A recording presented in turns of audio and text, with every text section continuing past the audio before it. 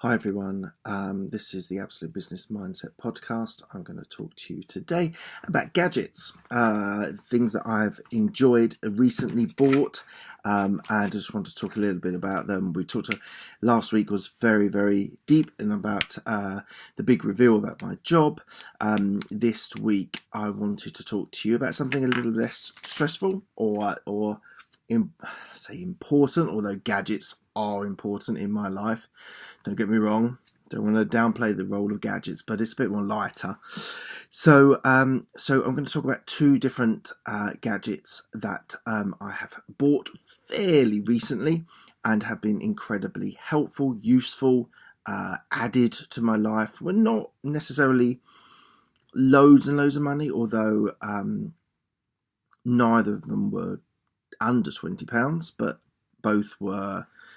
One was about £50 and one was a little over £100. So it's not below the budget. It's not like a 4K TV and there's nothing else and it's like thousands and thousands of pounds. Not talking about this. We're talking about things that anyone can buy, anyone can use, anyone can interact with and get the most out of. So I'm going to talk about one which is I'm actually using here. This is the Blue Yeti. To show you the Blue Yeti. And that's for people who are looking on YouTube.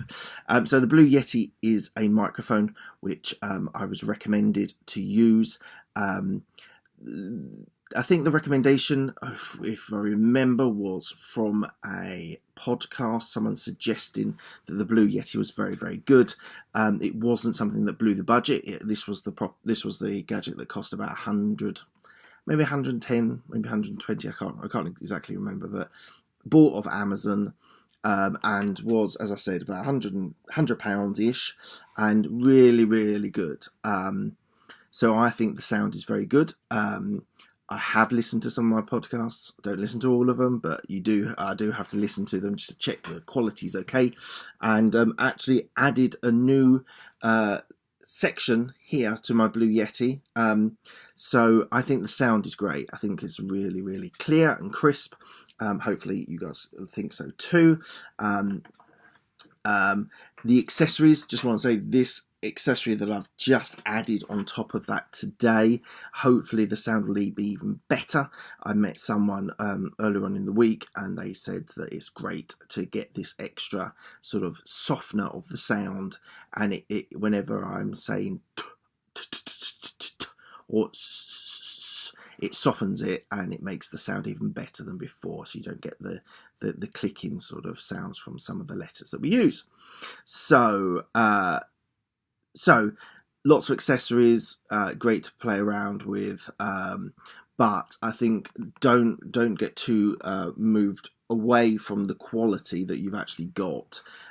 It was very easy to set up, stupidly easy to set up. It basically has a connection at the bottom, and it plugs in the USB into the laptop, whichever laptop you're using of your choice, whether it's Windows or Apple. There's a way of being able to have it connected with the USB, and one of the things I grappled with early on was whether you need like a proper for the podcast, a proper mixer, and I went for the slightly cheaper, but it wasn't down to money that was driving it. It was ease of use. So it's really easy to set up. As I say, there's a connector at the bottom. The connector goes into the USB that you've got a connection into your laptop. So I run all these podcasts through my laptop. I don't have anything external. So super easy. Yes, I watched a YouTube video on how to set one up.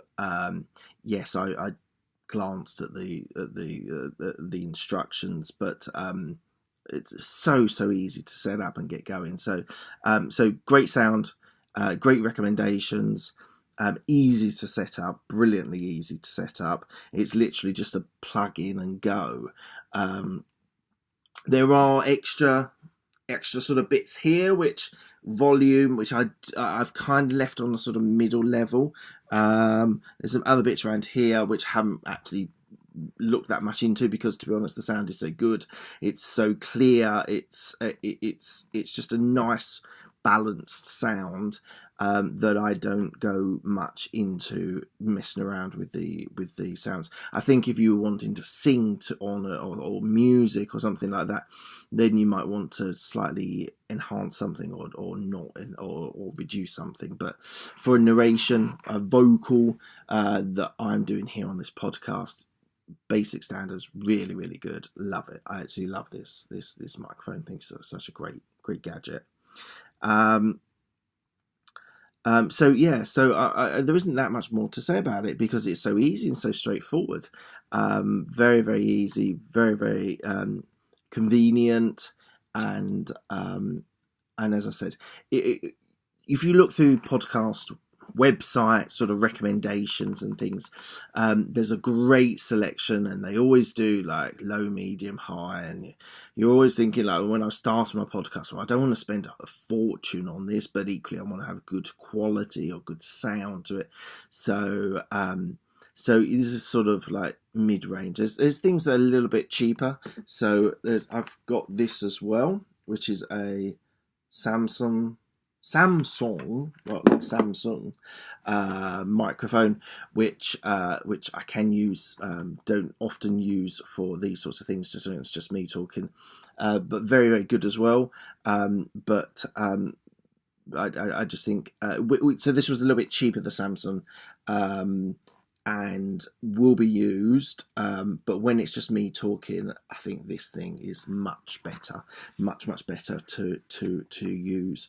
So so I'm not sure. I think I was watching a thing with Rob Moore, and he was talking about the different setups that you can have, and he actually recommended the Blue Yeti, and then I went to looked at a website that was talking about products that you need to buy, accessories you need to buy to do a podcast, and the Blue Yeti came in very well recommended as well, and wasn't something that broke the bank. Obviously, you can spend thousands of pounds on it. I don't see any need to, if you're doing it as I'm doing it in my loft. This is my loft. Never really introduced it to anyone before, but this is the loft. This is where I do my podcasts, and all really easy to set up.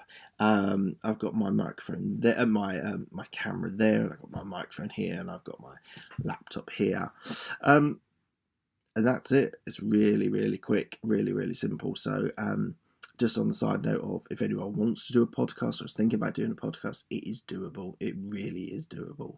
It's not a great chore, but the chore is doing the content, and it's not. I don't find it a chore, but it's the consistency of having to do, and I do one a week. Equally, people do more, but I think one a week is perfectly reasonable. Anyway, side segue away from the Blue Yeti, but yeah, really good microphone, really, really good. I suppose one of the negatives I would say against it is it's heavy. It's not the easiest to travel with, because it's quite heavy and quite a bulky size. But there's always going to be a trade-off when you're talking about using quality and you're using things that are very easy to use. So I would say, for me, it works perfectly well for me in my loft. I have done a few things where I've taken it with me and travelled with me to places, and to be honest, in a suitcase, it's easily transported, but it's not quite as easy as transporting just basically this. So I suppose that's a consideration that you might have to do on whether you want to buy the Blue Yeti. I think you should. I would say recommend it. I recommend it, so I would say go and buy it. So yeah, I think that's a fair assessment. So I would give that 8.5 out of 10, maybe even a 9, because it is that good. Right, so that's the first gadget. The second gadget I'm going to talk to you is about, I'm going to call it Alexa, and I'm sorry if you guys switch something on. Hopefully you're listening to your earphones and it's not switched anything on in your house. Equally, Amazon Echo is the purchase that I bought. I really like it. What I like a lot about it is its potential, and I'm going to talk through some of the things that we do use it for. So it has huge potential to be able to be used in a lot of different ways. The one way it is being used is in the house, and I personally think the main emphasis at the moment is the house. Equally, I can see it being really useful in the car. And I would say the potential of having it all hooked up and maybe speakers in every room, and you being able to talk to your Echo or whatever the device is, and being able to speak to it and ask questions, and I suppose why I would choose the Echo rather than the Google thing is Echo is getting a lot better, and it's basically the market leader. The Google stuff is getting there. The great advantage of the Google is I actually have both.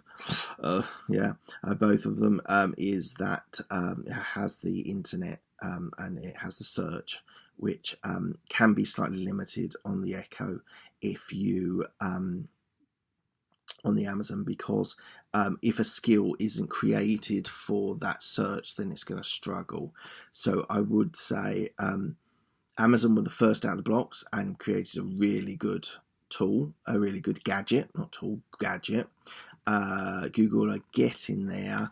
They need more skills written, but they are getting there. But I would say the Echo at the moment is the best that you can get versus with value for money. There are the other one with the screen, but I'm not convinced so much at the moment. So just on the potential also, my company experimented with using Amazon Alexa as a way of being able to use it for business. So if a lot of the stuff that I could do and was related to is equity that's given to employees, and the whole idea is that you would be able to navigate yourself through selling shares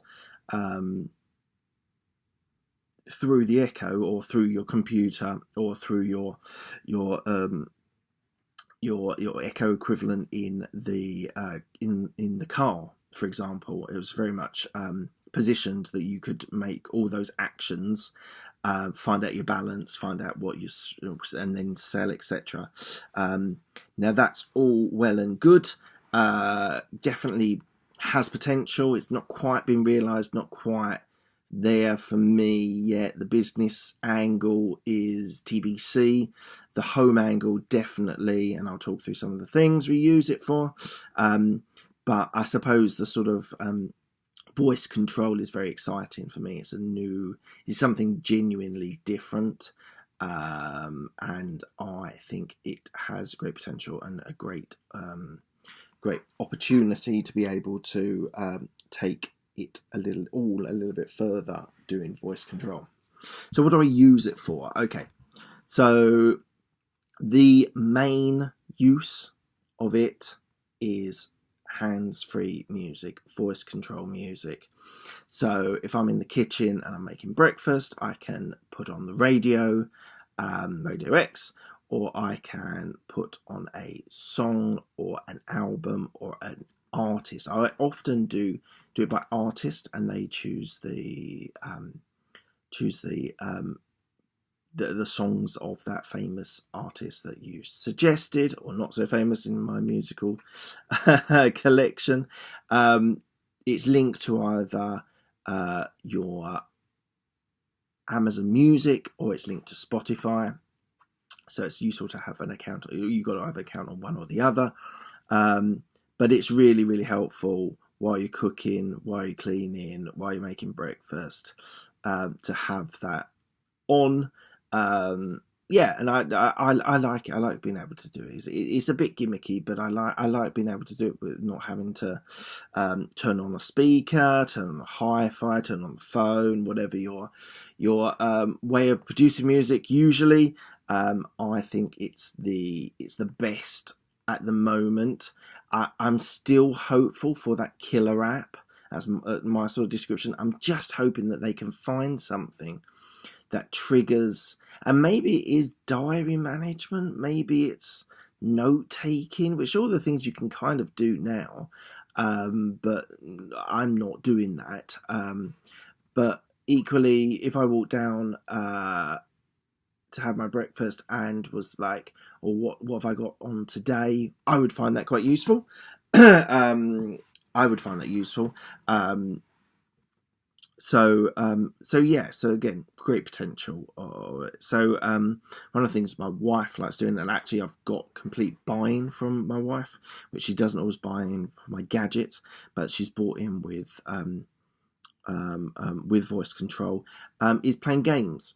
Now, one of the games that she likes to play is the Pointless, and there's various other games. If you're in the UK, you would know who that is, with Alexander Armstrong and Richard Osman.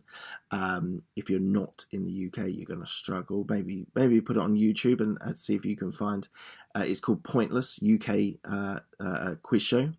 And so the games are quite good, quite interactive. You can play as teams or you can play against each other.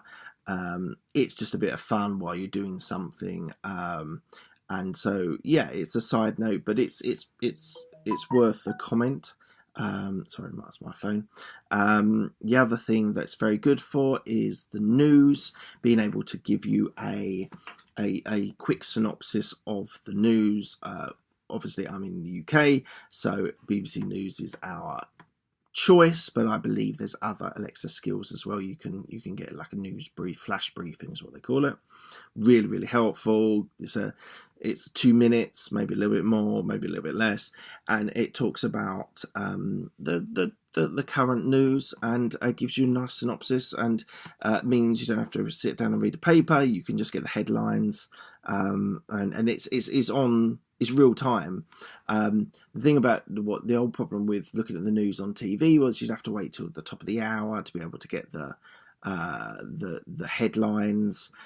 So you can just get it on real time, and so I really like that. Weather is another one we use it for quite a lot. And to be honest, I think we're only scratching the surface of it at the moment. I need to do a little bit more research and see what the new skills that have come on recently, which is an app on your phone. So just so you know, to be able to use one of their devices, you have to have an app on your phone. All very easy to set up. Well, do you know what? It's really easy to set up in your own house if that's going to be your main location of the device. Found that quite easy. There was a couple of steps you had to do, press a few buttons, etc. But it was relatively easy to set up. I took it on holiday, a UK holiday. So me and another family went there, and I tried to set it up and on a different location, and it really, really, really caused me a lot of problems. So much so I didn't even do it in the end, because it was kind of freaking out when it was being asked to consider 2 different locations. I could have deleted my home location and created that as the home location. I kind of didn't really want to do that. I didn't really want to do that, to be honest, so I ended up not doing that, but that would have been one way of being able to get around it. But yeah, so the weather, like, it's so easy just to say what's the weather in London, and it gives you for the day. Again, they're just small incremental sort of improvements of being able to do it voice activated rather than logging onto your phone with get your app, which, to be honest, is not a massive burden. But it just, with all these sorts of new technologies, making things quicker, faster, easier is basically your benchmark for technology these days. So doing it voice activated, I like it. I think it's fun. I think it's useful. Has, as I said, great potential. And one of the other reasons I like about it is it's a proper gadget, and it's a proper new technology that has not been used before it came out. There was nothing that was voice activated that you could go on to skills, find out knowledge, find out information about sports, about news, about interests. So I think that's another reason why I like it, is because in my mind, it's a proper gadget for people. So like it a lot. The last thing I just want to talk about is it's actually loved by all the family. I've got my eldest daughter, who is 5, and she loves almost too much music, especially. She's putting on Disney songs a lot of the time, which can be good, can be frustrating equally. But the fact that it's being used by all different age groups as well, an 80-year-old or 90-year-old will be able to use it as well with simple instructions and some clarity. So for me, it's a very, very, very good gadget, toy thing to enjoy. So yeah, I think that's going to be my 2 gadgets. So out of 10, what would I give that? 9. It's not a 10 because there's still potential for it to be a 10, but it's a 9, a strong 9, for a lot of different reasons: for usefulness, for fun, for all the family being able to use it, for functionality. And the music at the moment is the best function of it, which I really like, having that hands-free and being able to do that. So what I want you to do, that's the end of the podcast and the video. I want you to check me out on Twitter, Mark Hayward 169, on Instagram, Mark J Hayward, on YouTube. You've got me on here. You also can check me out on the podcast, Absolute Business Mindset. Equally, I want you to do one thing today. No, 2 things actually. I want you to subscribe to the podcast, whether you're doing it on iTunes, Stitcher, Spotify, Google Play, whatever it is. There's another bunch that I'm linked to. I want you to subscribe so you get my weekly podcasts, and equally I want you to tell someone about it. If you've enjoyed it, tell a friend, tell a colleague, tell a family member. I don't mind. I just want you to tell one person. Let's get my numbers up on downloads and subscribers. That would be fantastic. If there's any questions that you have, by all means, put them in the review, on the iTunes review, or if you've got any comments on YouTube, by all means, leave messages there, or on social media. So thank you very much.